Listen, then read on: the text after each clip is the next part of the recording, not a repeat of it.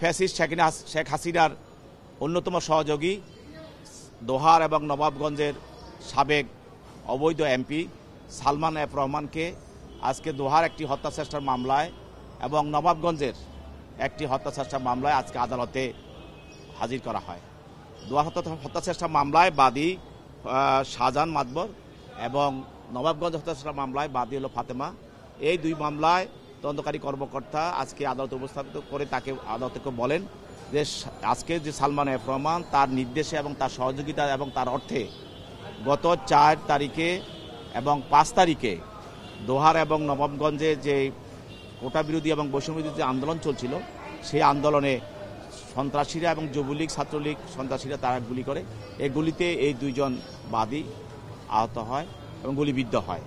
এই মামলায় যেহেতু সেই 1 নম্বর আসামি এবং তার প্রত্যক্ষ সহযোগিতা এবং অর্থে এই ধরনের আন্দোলনের বিরুদ্ধে যে ঘটনাগুলো ঘটেছে গুলিবিদ্ধ বিষয়টা আসছে আদালতের সামনে, সেই জন্য আদালত তাদের বিরুদ্ধে দোহার থানার মামলায় তার বিরুদ্ধে 3 দিন রিমান্ড মঞ্জুর করেন এবং নবাবগঞ্জ থানায় তার বিরুদ্ধে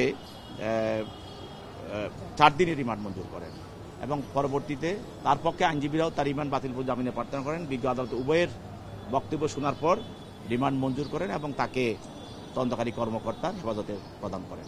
আমার আসামি জনাব সালমান রহমান সাহেব, ওনাকে আজকে 2টা মামলা আদালতে হাজির করা হয়েছে। দোহার থানা মামলা নম্বর 2824 এবং নবাবগঞ্জ থানা মামলা নম্বর 3924।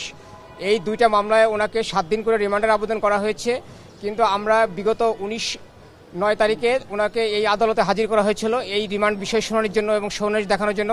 তখন আদালত বলেছিল যে যেহেতু তার ইতিপূর্বে আরও 3টা মামলায় রিমান্ড পেন্ডিং আছে, অতএব আইনগতভাবে এখন শুনানির সুযোগ নেই, ওই রিমান্ডগুলোর শুনানি শেষ হবে তারপরে এই রিমান্ডগুলোর শুনানি হবে।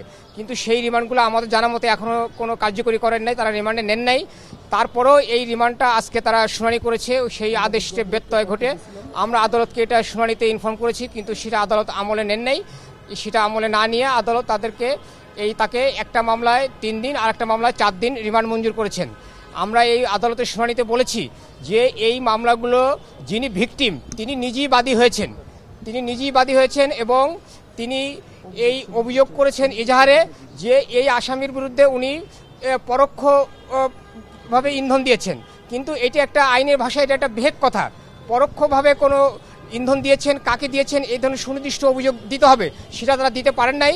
আর এজাহারে কে প্রত্যক্ষভাবে ঘটনা ঘটিয়েছে, কে বিস্ফোরণ ঘটিয়েছে এটা সুনির্দিষ্টভাবে বলা থাকা সত্ত্বেও এই এজাহার নামে আসামিকে আমাকে যে রিমান্ড দেওয়া হয়েছে এটা আমরা মনে করি এটা সঠিক হয় নাই, এটা আইনানুগ হয় নাই। উনি আপনারা জানেন যে একটা 75 ইয়ার্স ওল্ড এবং তারও বেশি বয়স্ক একজন ব্যক্তি অসুস্থ, নিয়মিত ওষুধ সেবন করছেন, তারপরেও তাকে হয়রানি করার জন্য এইভাবে রিমান্ড প্রদান করা হচ্ছে।